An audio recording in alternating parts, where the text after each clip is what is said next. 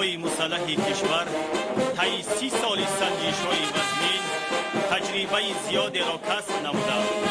تحت راهبری سرور غمخوار خود پیشوای ملت محترم امام علی رحمان در تربیه خدمتچیان حربی در روحیه صداقت به وطن کنستیتوسیا پرزیدنت کشور سوگند حربی رعایت ترتیبات حقوقی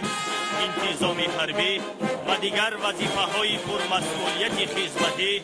و کامیابی‌های نظررس نایل گردیده و کفیل بخطری دولت و ملت و تامین کننده حیات آسایشته مردم تاجیکستان عزیز تبدیل یافته است.